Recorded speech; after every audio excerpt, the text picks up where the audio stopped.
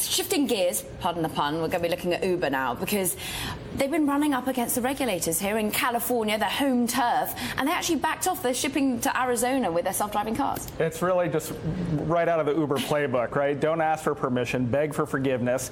But, you know, people aren't sure what to think about driverless cars. And the fact is that our roads are kind of public property, and they're shared by drivers and bikers and pedestrians, and we kind of depend on government to keep it all orderly. And this was almost a step too far, and now Uber is kind of pulling up operations, moving to Arizona, and will march on. I mean, it's a company that doesn't surrender.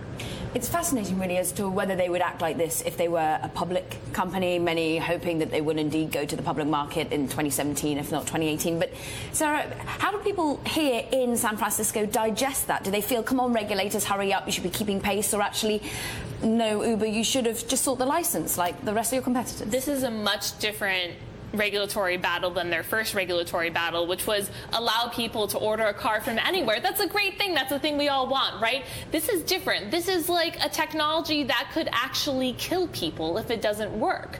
And, you know, self-driving, what Uber's calling these cars, they weren't totally self-driving. They had a driver in there that would take hold of the wheel if anything went wrong. They had another guy, you know, taking notes on what was going on. So, you know, it was baby steps for Uber.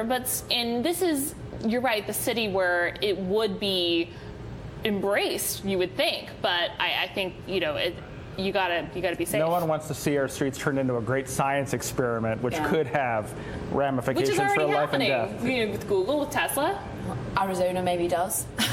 They invited them in. But let's shift from AI, well, automation, into AI and into computer learning and into what has flown out of the shelves this Christmas period.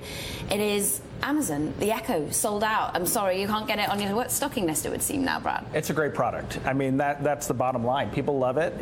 And you got to give Amazon credit here, because they have labored for 8 years experimenting and trying new hardware strategies.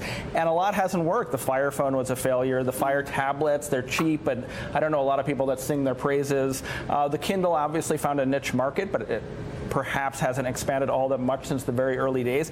And here they went, and they went onto Google's turf, AI, and they identified a great market segment. And I think, you know, they deserve all the credit for it. Google's playing catch up with their home. But Sarah, you're the social media reporter guru here at Bloomberg, looking at Facebook. It's been brilliant watching, sometimes painful watching, because Mark Zuckerberg's designed his own Jarvis, which is a Helm Hope just for him.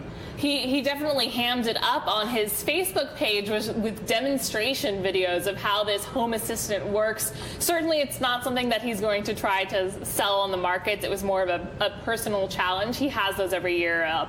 One year he only ate meat that he killed himself. It's one of those things. Chinese. Learning Mandarin, yes. So he did that. He built that, and he's been using it in his home with the voice of Morgan Freeman.